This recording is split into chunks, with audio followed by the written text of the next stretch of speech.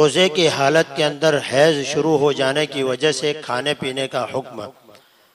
بہت ساری عورتوں کا ایسا ہوتا ہے کہ انہوں نے سحری کرنے کے بعد انہوں نے روزے کی نیت کی اور فجر کی نماز کے بعد یا ظہر کے قریب یا دن کے کسی بھی حصے کے اندر ان کے ایام شروع ہو جاتے ہیں، حیض آنا ان کو شروع ہو جاتا ہے۔ تو حیض آنے کے بعد ان کے لیے کھانے پینے کا حکم کیا ہے؟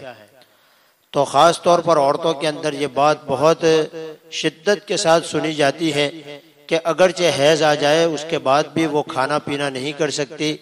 اور روزے داروں کی طرح رہنا لازم اور ضروری سمجھتی ہے۔ تو ان کے لیے خاص طور پر اس بات کو سن لینا ضروری ہے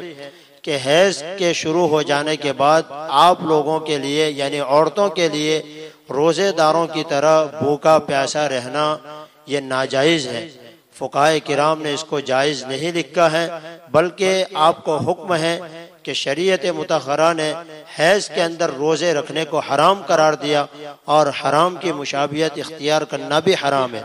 اس لیے آپ کو حیض آ جانے کے بعد کچھ کھا پی لینا ضروری ہے، یعنی آپ بھوکے اور پیاسی روزہ داروں کی طرح نہیں رہ سکتی۔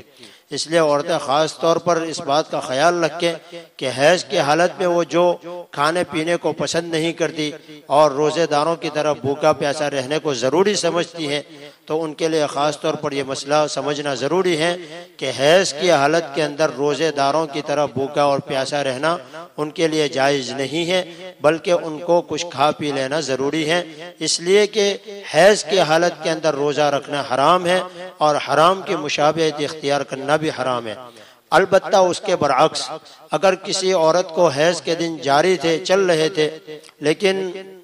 دن کے کسی حصے کے اندر مثال کے طور پر فجر کے بعد یا ظہر سے پہلے پڑے یا صبح میں 10 بجے کسی بھی وقت ان کا حیض کے ایام پورے ہو گئے اور وہ پاک ہو گئی، تو اب اس صورت کے اندر دن کا بقیہ حصہ افطار تک ان کو روزے داروں کی طرح رہنا یعنی بھوکا اور پیاسا رہنا، کھانے پینے سے رکے رہنا ضروری ہے۔ لیکن حیض کی حالت کے اندر کھانے پینے سے رکے رہنا یہ جائز نہیں ہے، اس کے اندر کچھ نہ کچھ ان کو کھا پی لینا ضروری ہے اور ان کے لیے جائز بھی ہے۔